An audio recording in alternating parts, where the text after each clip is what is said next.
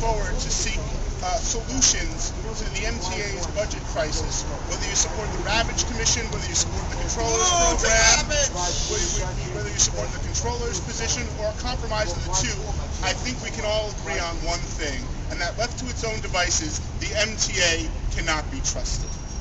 Amen. Amen. On to that. When it comes to serving the frail elderly and people with disabilities, the MTA has put forward a plan that's socially irresponsible, reckless, and legally questionable when it's proposed a 150% fare hike for Access-a-Ride. When the MTA began Access-a-Ride back in 1993, they made an agreement with the Dinkins administration, a memorandum of understanding that the fare for Access-a-Ride would never ever exceed the fare for the regular mass transit user on the subway system. But when they made their proposal this fall when they came out with their deficit, they decided that they were going to break that covenant, that they were going to ignore it, that they were going to raise the fare to $5, a 150% increase. This is unconscionable, and the fact is, it's discriminatory. If you were to suggest to folks that we were going to raise the fare based on gender, based on race, based on sexual orientation, higher than for other people, there would be outrage, there would be riots in the streets. So why are we allowing them to raise the fare on people with disabilities? It's just unfair. We're here today because Tom Blaine and I have introduced a bill in the state legislature that would make it so that the fare for people for Access-a-Ride could never ever exceed the fare for the regular mass transit user.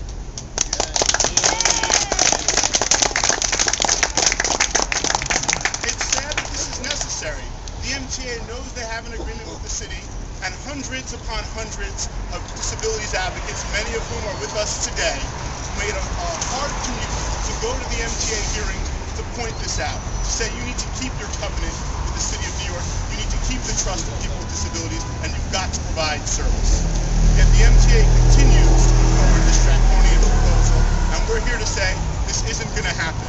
We are not going to allow this fare to lead people with disabilities and the frail elderly to lead a life of isolation, because that's what it's going to do. 64% of Access-a-Ride users live at 250% of the poverty line or below. That is just unconscionable. So we are going to pass this bill in Albany, and we are going to get this done, and we are going to protect the fare for Access-a-Ride users. Thank you so much for being here. I'd now like to introduce Tom Blaine, the Senate Majority Sponsor of this bill. Access-a-Ride is absolutely part of the New York City mass transit system. And the people who use Access-a-Ride have to be treated absolutely equally to everyone else who uses the mass transit system. And that includes the fare. To increase the fare for one group of people and not for everyone is absolutely unconscionable. It is a disgrace. It is wrong. It is beyond the pale. Not only does it break faith with an agreement that was made back in 1993, but it is just unfair and it's discriminatory. And Micah Kellner and I are going to make sure that that discrimination never happens. And we're going to do it by having Albany tell the MTA, don't raise the fare for Access-a-Ride above any other part of mass transit. Yay! And there's a whole host of other lacking in the transportation options for people who use Access-a-Ride.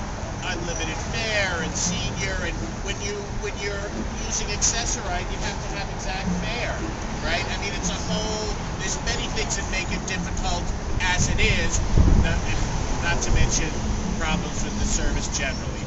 But today's issue is about making sure, ensuring in law, enshrining in law, that the fare for Access-a-Ride will never exceed the fare for all other transit users. Thank you. To happen right now. The MTA has ignored the agreements they've made in the past with the City of New York. The mayor of the City of New York, who could come out now and say, we won't allow the fare for accessoride, or the fare for accessoride, to go up over what the base fare would be, has chosen not to do that. This is the best thing then. Move forward legislatively, because the one thing I can say, so many of the advocates who are here, who have been speaking out over the months against this increase, against this $5 accessoride fare, they realize people are scared, people are concerned, people are worried that they're going to be trapped in their homes, that they're going to have to make the choices between food and medicine or transportation and other things. That's what's happening right now. People are scared. The fact that this hasn't been taken off the table by either the MTA, and the truth is, this would provide little money for the MTA. It really starts to feel as if they're doing this to try and reduce demand for accessoride. That's what it feels like. But this legislation, if enacted, would in fact tell the MTA they can't do this. They can't trap people within their homes. They can't deny people the access to go to work and be able to lead full lives. So you know something, I'm happy to be here. No, Assemblyman Kellner has been there and speaking out at the hearings. Borough President Stringer, Scott has been there time and time again speaking out. It is a pleasure to be here to stand with two of our legislators who are moving this forward in Albany, who are making sure that everybody has equal access. That's what's important. So thank you, gentlemen. Thank you for moving this forward. We should understand how everyone got here, right? You used accessoride, and it's already expensive. Could you imagine doubling the fare? Your rights as citizens to come and protest and be part of the city dialogue would be seriously curtailed.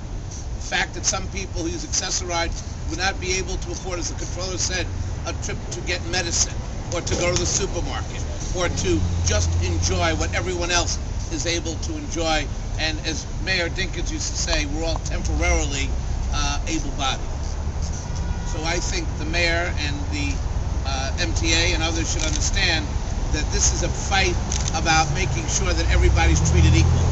Right now, doubling the fare is a scare tactic that is putting the onus on the most vulnerable to get us out of this fiscal crisis.